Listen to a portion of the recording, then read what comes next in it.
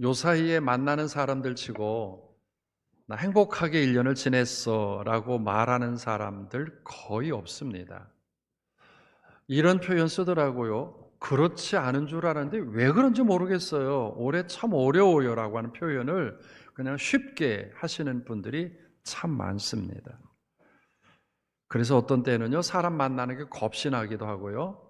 또 어떤 때는 사람을 피해서 갈 수밖에 없는 세상의 모습들입니다. 왜냐하면 그저 불편한 말 한마디 했다가 살인 도구 같은 것을 들고 달려올 것 같아서 사실은 말하기가 굉장히 두렵습니다. 왜 이렇게 팍팍할까? 왜 이렇게 벅차게 지냈을까? 아마 그 이유는 살아간 것도 어려운데 누군가가 말 한마디 잘해줬더라면, 누군가가 옆에서 격려하는 말 한마디 있었더라면 아마 조금은 더 위로받지 않았을까 싶은 생각이 들어요. 이런 시대를 바울은 디모데후서 3장 4절 말씀에 이런 표현을 했습니다. 배신하며 조급하며 사람이 자만했다. 여러분, 배신 때린다고 그러죠. 잘 섬겨줬고 잘 베풀어줬는데 어느 결정적인 순간에 난 모르는 사람처럼 배신 때리면은요, 이거 정말 살맛 안 나더라고요. 사람들이 굉장히 조급해요. 그리고 자만해요. 이런 것들을 통틀어서 사람들은 이야기를 합니다. 사람들이 굉장히 건조하다는 거예요. 아주 드라이하다는 거예요. 삶이 건조하고 삶이 드라이해지면 나도 나 자신을 간수 못하는데 내가 누구를 격려하고 누구를 위로하고 누구를 지지하고 누구를 경청할 수 있겠습니까? 아무도 못해요. 그래서 세상이 더 삭막해지는 것 같아요. 이런 때 그럼 우리 그리스도인인데 예수 믿는 사람들인데 그럼 우리도 그렇게 살아가야 될까라고 하는 그런 질문 앞에는 no, 아니죠. 우리 어쩌면 반대로 살아가고 좀 더 낮게 살아가야 되지 않을까? 이게 크리스찬의 삶의 어떤 그 방법인데, 그래서 요 사이에 우리는 성탄절을 맞이해서 성탄절이 우리에게 성탄을 통해서 주시는 하늘의 격려, 하늘의 위로라고 하는 그런 부분들을 우리가 드러내줘야 된다. 우리 옆 사람에게 그렇게 이야기 한번 질문하면 좋을 것 같아요. 그동안 나한테 섭섭한 거 없었어? 미안해. 그리고 내가 지지할게.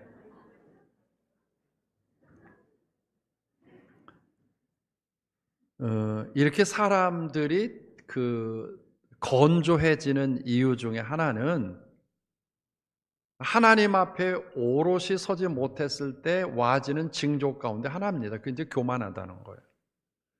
이스라엘 백성들이 이사야 선지자를 통해서 하나님의 말씀을 전할 때가 딱 절반, 20명의 왕이 있었는데 그 중에 딱 절반이었을 때 하나님께서 이사야 선지자를 부르셨어요.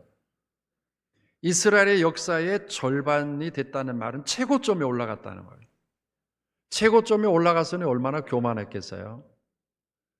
이때 사람들에게 와지는 그 징표가 뭔가 하면 하나님 없어도 됩니다라고 할 만큼의 교만 떨 때입니다.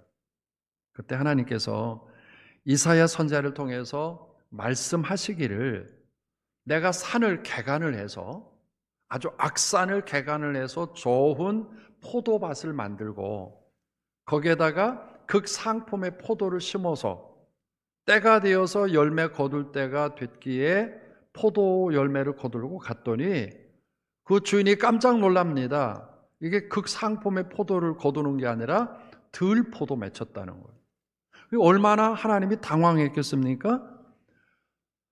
아름다운 정말 극상품의 포도를 거둬야 될 텐데 들포도를 맺혔더라. 그래서 하나님이 불편하셨어요.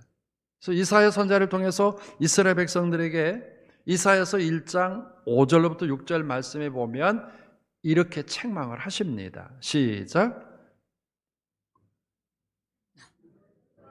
너희가 어찌하여 매를 더 맞으려고 패역을 거듭하느냐. 온 머리는 병들었고 온 마음은 피곤하였으며 발바닥에서 머리까지 성한 곳이 없이 상한 것과 터진 것과 새로 맞은 흔적뿐이거늘 그것을 짜며 싸매며 기름으로 부드럽게 함을 받지 못하였도다. 여러분, 발바닥에서 머리 정수리까지 성한 곳 없이 다 터졌다는 거예요. 이거는 객관적으로 볼 때 정상적이 아니라고 하는 거죠. 하나님의 입장에서 보는 발끝에서부터 머리 정수리까지 깨끗해야 되는데 다 터져버린 것. 그래서 결국 하나님 이사야서 29장 13절 말씀에 보면 이렇게 책망을 또 하십니다. 읽어보죠. 시작. 주께서 이르시되 이 백성이 입으로는 나를 가까이하며 입술로는 나를 공경하나 그들의 마음은 내게서 멀리 떠났나니. 참 이게 참 가관입니다. 이스라엘 백성들이 제일 잘 살 때예요. 평안할 때예요. 어려움 없을 때예요. 모든 것이 다 풀이할 때예요. 그런데 이런 때 하나님을 바라봐야 되는데 그렇지 않고 자기 중심으로 살아갑니다. 그들이 하나님 앞에 하나님 사랑해요 라고 표현을 했는데 하나님 보시기에는 입술로는 나한테 가까이 온 것 같지만 마음은 멀었구나 라고 하나님이 지적을 하십니다. 여러분, 그런 가짜 사랑받고서도 사랑받고 있다고 생각할 수 있겠어요? 그렇죠? 마음은 없는데 그냥 입술로 사랑해 하는 그런 사랑의 표현은 진짜 보기가 아주 그 가치가 없는 겁니다. 하나님 다 하셨어요. 이스라엘 백성들이 하나님을 사랑한다고 하지만 입술은 사랑하지만 마음은 멀은, 그래서 하나님께서 마지막 레드 카드를 꺼내십니다. 이렇게 가단 안 되겠다. 이렇게 가단 다 망할 것 같다 라고 생각하고 카드를 하나 꺼내셨는데 그게 이사야서 6장 11절에 있는 말씀입니다. 읽어보죠. 시작. 주께서 대답하시되 성읍들은 황폐하여 주민이 없으며 가옥들에는 사람이 없고 이 토지는 황폐하게 되며 여호와께서 사람들을 멀리 옮기셔서 이 땅 가운데에 황폐한 곳이 많을 때까지이니라.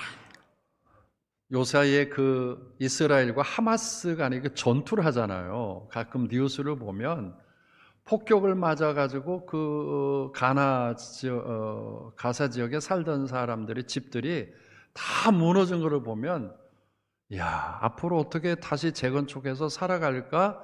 처참하게 다 무너졌더라고요. 아니, 그렇게 무너져도 그렇게 처참하게 부술 수 있을까요? 그 앞에서 울고 있는 아이들의 모양을 가끔 보면 가슴이 참 찢어질 듯 아픈 그런 흔적을 갖게 됩니다. 하나님께서 이스라엘 백성들 뭐라고 말씀하신가 하면 성읍이 황폐할 거다. 여러분 보고 있는 뉴스의 그 지역 말이에요. 가옥에는 사람이 살 만한 가옥에는 사람이 없고 토지는 심을 것도 없고, 그래서 하나님께서 이 사람들을 아주 또 멀리 황폐한 곳으로 옮겨갈 거다. 왜? 교만해서. 왜? 건조해서. 자, 이렇게 하나님이 이스라엘 백성들을 책망하셨어요. 이런 하나님을 우리가 믿는다는 게 조금 그렇죠. 이렇게 철저하게 책망하시는 하나님 앞에 우리가 어떻게 머리 들고 살 수 있겠습니까? 그러나 성경은 여기까지가 아닙니다. 성경은 이것이 하나님의 마음이긴 하지만 이 마음이 마지막은 아니라고 하는 거예요. 하나님은 창세기 1장에 이렇게 말씀을 했습니다. 세상을 창조하시고 하나님 말씀하셨어요. 너무 좋다. 그 세상을 창조해 놓으시고 그 안에 인간을 창조하신 다음에 하나님은 또 말씀하셨어요. 진짜 좋다. 이렇게 말씀하시는 하나님의 마음은 어떤 마음일까? 결국 잘못했다고 하는 것 때문에 마지막 카드를 꺼내시는 하나님이시지만 죽음을 갖다 준 것은 아닙니다. 책망은 했지만 망하게 하신 하나님은 아니시다. 하나님은 채찍은 하지만 죽을 때까지 때리시는 하나님은 아니시다. 하나님은 이런 모양을 보시고서 결국은 이사야 선지자에게 말씀을 하십니다. 내 백성 위로하라. 내 백성 위로하라. 그 끄트머리 가 있는 것 같은 내 백성 위로하라. 그렇게 모질게 살아가는 내 백성 위로하라. 그렇게 건조하게 살아가고 드라이하게 살아가는 내 백성 위로하라. 이게 하나님의 말씀이에요. 이게 하나님의 마음이었습니다. 그러면서 하나님은 내가 너희를 위로하기 위해서 한 사건을 만드는데, 한 놀라운 하늘의 이벤트를 만드는데 그게 뭔고 하면 이사야서 7장 14절 말씀 시작. 그러므로 주께서 친히 징조를 너희에게 주실 것이라. 보라, 처녀가 잉태하여 아들을 낳을 것이요 그의 이름을 임마누엘이라 하리라. 하나님이 내가 너희와 함께 한다. 이제 그 황폐한 곳에서 다시 건져내마. 이것을 사인을 주셨는데 아들을 주시겠다. 그 아들이 임마누엘이라고 하는, 그 임마누엘 되신 그 아들은 우리에게 어떤 위로를 주실까? 그 아들은 우리에게 와서 어떤 위로를 주시는 하나님이실까? 이사야서 9장 6절 말씀을 보면 그런 말씀을 하셨어요. 그 이름은 기묘자라는 거예요. 원더풀하는 거예요. 하나님은 우리들에게 원더풀 하세요. 저와 여러분에게 때때로 이거 진짜야? 생시야? 가짜야라고 할 만큼 막 흥분되게 할 만큼의 감동을 주시는 하나님이신 줄로 믿습니다. 하나님은 그렇게 말씀을 하셨어요. 우리와 가까이 계신 그 하나님은 모사라, 카운셀러라는, 우리와 함께 상담해 주시는, 격려하고 위로하고 지지해 주시는 하나님, 그분이 임마누엘이라는, 더 나아가서 이렇게 말씀을 합니다. 전능하신 하나님이란, 그냥 시시한 하나님이 아니라 전능하신 하나님, 마이티 갓, 그분은 능력이 많다는 거예요. 내가 할 수 없는 것들을 그분은 하시고, 내가 포기한 것들을 그분은 다시 한번 일으켜 세우시고, 갈 수 없는 것들을 가게 하시는 그 전능하신 하나님 뿐만 아니라 그분은 우리에게 평안의 하나님입니다. 이 세상에 주는 평화가 아니라 하늘로부터 와주는 샬롬의 평안을 나에게 주시는 그 하나님이다. 그 하나님을 너에게 보낼 거다. 그게 임마누엘이라 그렇게 말씀을 하십니다. 오늘 이런 하나님을 만나시기를 주의 이름으로 축복합니다. 삶이 살아가기 너무 칙칙하고 너무 버겁고 너무 거칠고 너무 건조한 이런 때 이런 하나님을 만날 수만 있다면 이게 얼마나 행복한 일일까? 바로 성탄절이에요. 이런 하나님을 이 땅에 오는데 쓰임받았던 사람이 누군가 하면 마리아입니다. 마리아는 하나님의 그 하늘의 희망과 위로를 이 땅에 오게 하는 아주 중요한 역할을 감당하게 되어지는데, 마리아에 대한 성경적인 말씀 우리가 조금 읽어봅니다. 누가복음 1장 26절부터 31절 말씀, 좀 긴 말씀이지만 읽어봅니다. 시작. 여섯째 달에 천사 가브리엘이 하나님의 보내심을 받아 갈릴리 나사렛이란 동네에 가서 다윗의 자손 요셉이라 하는 사람과 약혼한 처녀에게 이르니 그 처녀의 이름은 마리아라. 그에게 들어가 이르되 은혜를 받은 자여 평안할지어다. 주께서 너와 함께 하시도다 하니 처녀가 그 말을 듣고 놀라 이런 인사가 어찌함인가 생각하매 천사가 이르되 마리아여 무서워하지 말라.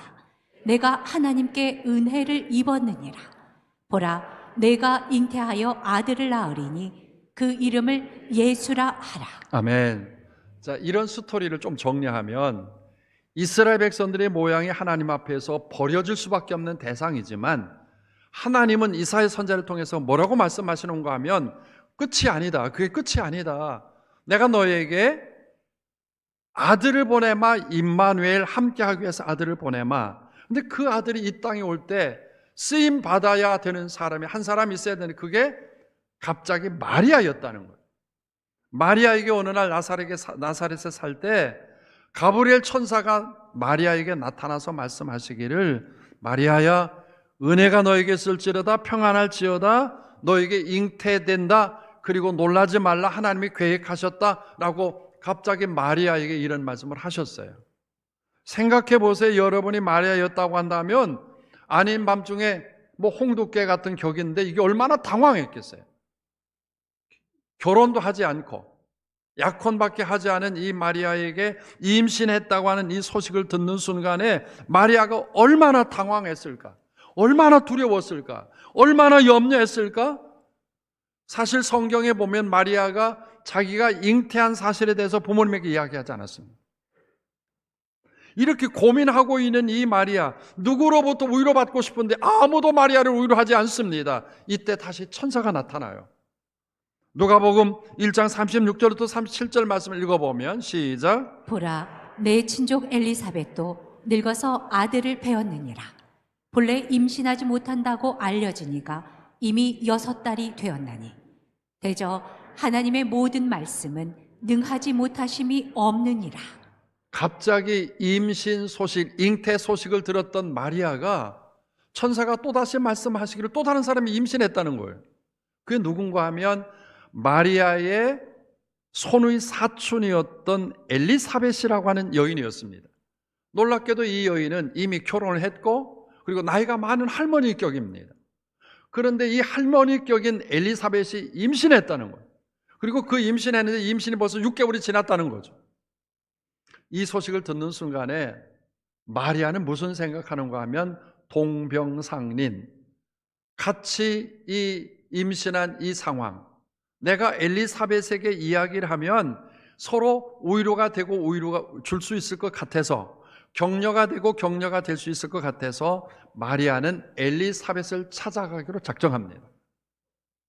그런데 나사렛에서부터 엘리사벳이 있는 장소까지 가려면 그 당시에 128km, 그래서 걸어가면 약 9일 정도를 걸어가게 되어지는데, 그 장소가 구약성경 예레미야서 6장에 보면 벤 학게림이라고 하는 그런 지역이었고, 오늘날에는 아인 카렘이라고 하는 그런 지역이었습니다.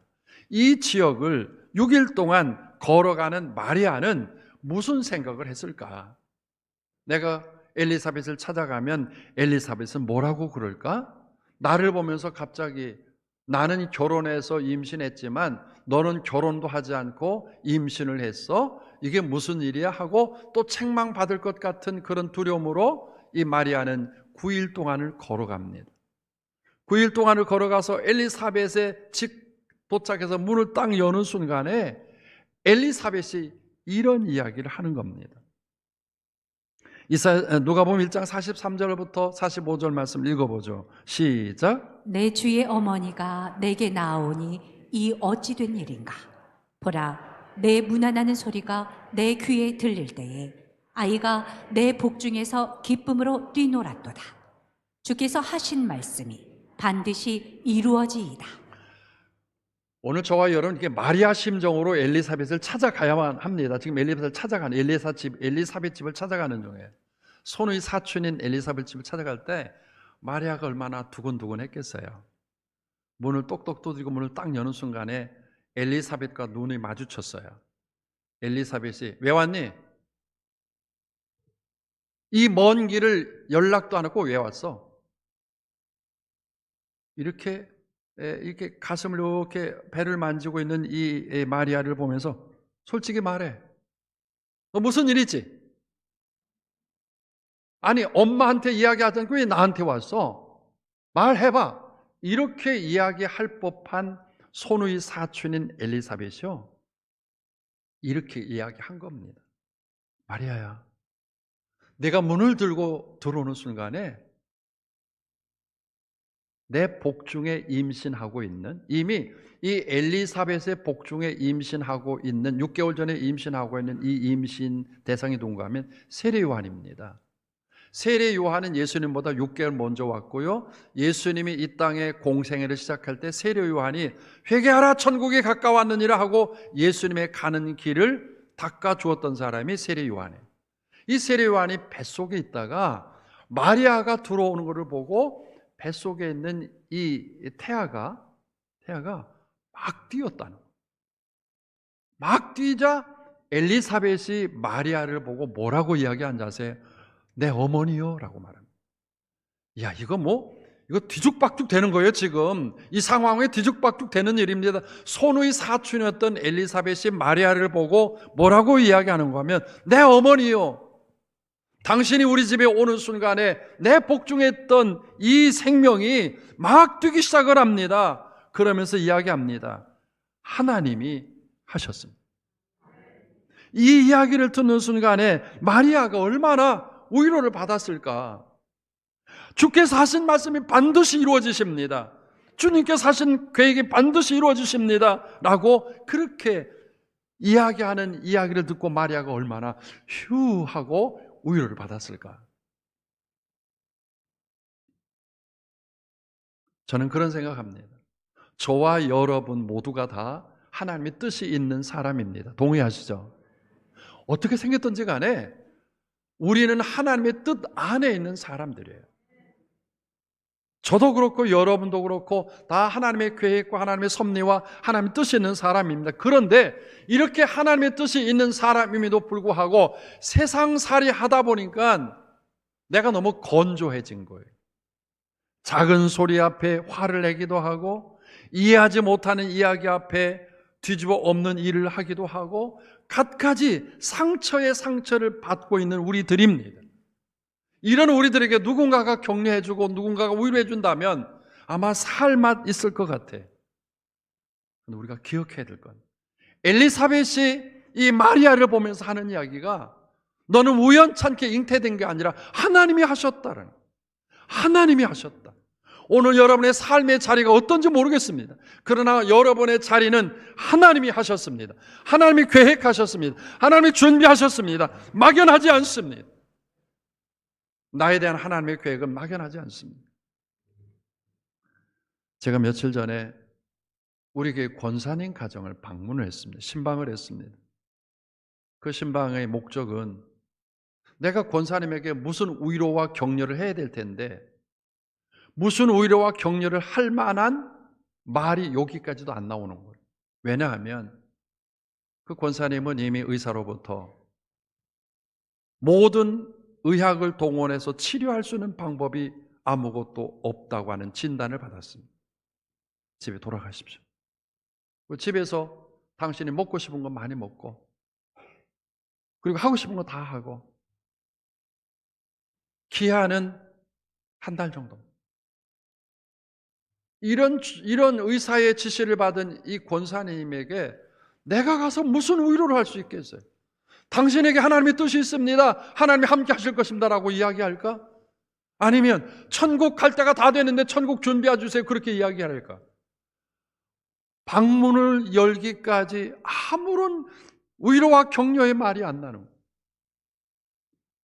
그래도 갔으니 현관문을 딱 열고 거실에서 나를 맞이하는 그 권사님을 보았습니다. 근데 놀랍게도 권사님이 웃으면서 우리를 맞이했어요. 그리고 권사님이 하시는 말씀,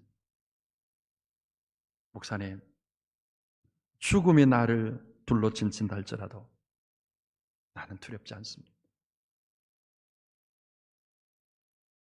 내가 삶을 마감하는 시간이 점점 나에게 가까운다 할지라도 나는 두렵지 않습니다. 왜냐하면 하나님께서 나에게 천국을 이미 주셨기에 나는 죽음이 와도 두렵죠. 제가 그 얘기를 듣는 순간에요, 내가 무엇 말을 해야 될까라고 하는 그런 부분에 대해서 아무 소리도 할 수 없었을 뿐만 아니라 그 권사님 말씀에 내가 위로를 받는 거예요. 지금 여러분, 오늘 밤에 삶을 마감하는 죽음이 온다 할지라도 천국 갈 자신이 있습니까? 그리 쉽지 않아요. 고백을 그렇게 쉽게 할 수 없어요. 근데 그분이 그러십니다. 죽음이 이미 눈앞에 오면도 그 권사님은 내가 삶을 마감해도 나는 천국 갈 수 있잖아. 그러면서 그의 인생의 스토리를 이야기해 줬습니다. 목사님, 제가 결혼하기 전에는 예수 안 믿었습니다. 결혼한 후에 교회 다니는 아내, 예수 믿는 아내를 통해서 복음을 받아들였습니다. 그런데 처음에 그게 이해가 안 돼서 아내를 얼마나 핍박한지 모릅니다. 그런데 그 핍박을 아내가 잘 받아주고 지금까지 나와 함께 살아줘서 너무 감사합니다. 아내가 너무 감사하다. 두 번째, 목사님, 제가 정말 탁월한 선택 하나, 제일 잘한 선택이 하나 있습니다. 그게 뭐요? 하나비전교회를 선택한 겁니다. 저와 같이 속회에 배정되어 있는 속도원들은 내 피부치 형제보다 더 가깝게 매일 나에게 격려하고 나를 위로하고 나에게 전화를 보내고 나에게 성경 문구를 보내고 찾아오고 이런 모양은요, 내가 내 형제에서도 한 번도 경험하지 못했습니다. 그런데 내 교회에서 나를 기억하는 내 형제들에게서 이만한 사랑을 받아왔습니다. 그래서 나는 죽음이 내 앞에 와 있어도 나는 천국 갈 수 있습니다. 어쩌면 그 자리가 원망과 저주의 자리요, 그리고 불평할 자리요, 모든 사람을 다 포기할 만한 그런 자리였는데 그는 이야기합니다.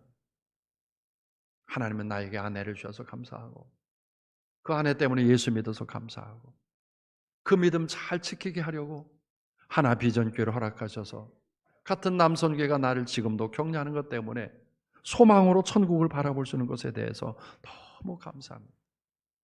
여러분, 격려와 위로가 그 권사님의 그 고통스러운 그 마지막 삶의 자리에서 얼마나 힘이 되는 그런 격려의 말씀이었던지, 제가 할 수 있는 말은 아무것도 없었기에 베드로 사도가 전해주었던 말씀밖에는 없어서 이렇게 말하고 왔어요. 권사님, 사도 베드로가 서신해 보니 하나님의 나라는 하루가 1000년 같고 1000년이 하루 같다고 말씀하고 계십니다. 우리가 살아온 7, 80의 인생, 6, 70의 인생은 하나님이 보시기에는 하루의 반나절도 안 되는 날입니다. 권사님 먼저 천국 가시면 우리도 가야 되겠죠.